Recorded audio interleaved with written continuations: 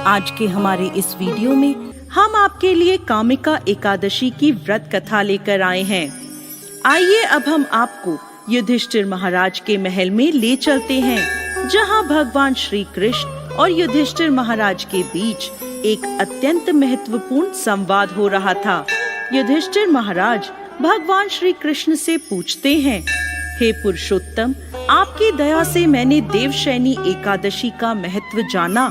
अब कृपया के कृष्ण पक्ष में आने वाली एकादशी के विषय में बताएं।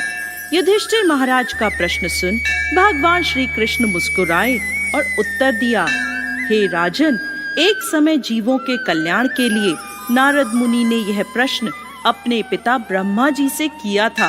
ब्रह्मा जी ने उन्हें जो वर्णन किया वो मैं आपको कहता हूँ, ध्यान पूर्वक सुनिए। हे पितामह, क्या आप कृष्ण पक्ष में आने वाली एकादशी के विषय में बता सकते हैं?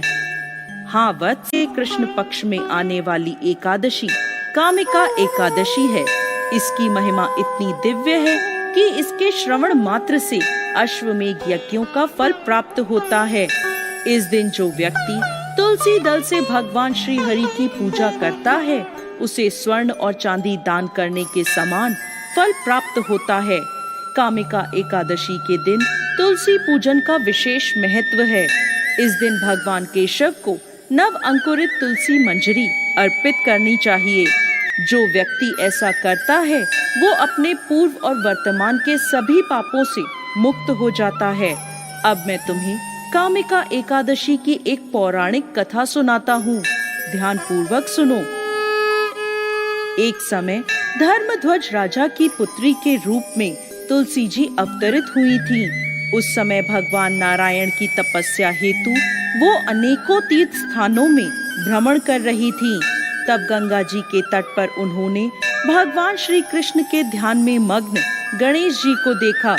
अत्यंत सुंदर पीतांबर धारी शुद्ध और ध्यान मग्न गणेश जी को देखकर तुलसी उन पर मोहित हो गईं और उनसे विवाह करने की अपनी इच्छा उनके समक्ष प्रकट करी।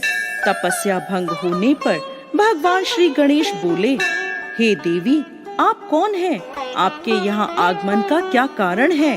क्या आप नहीं जानती कि तपस्वियों का ध्यान भंग करना पापजनक होता है?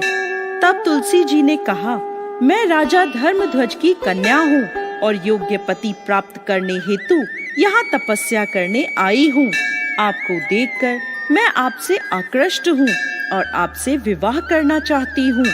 तब गणेश जी बोले, हे देवी, मेरी आपसे विवाह करने की कोई इच्छा नहीं है।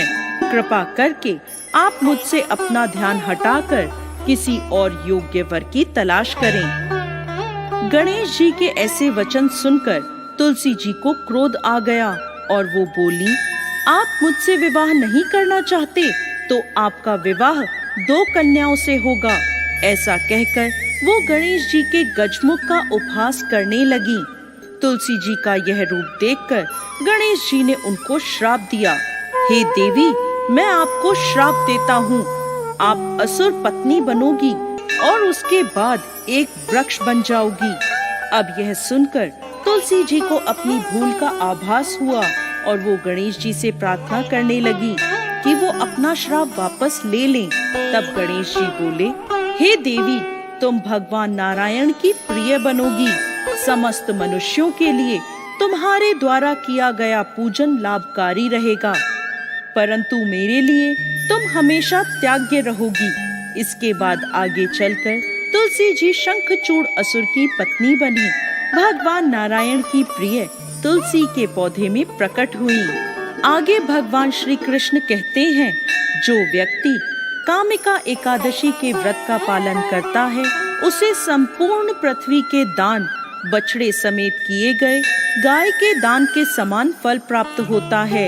ये एकादशी सबसे शुद्धतम है और पापों का नाश करने में प्रबल है।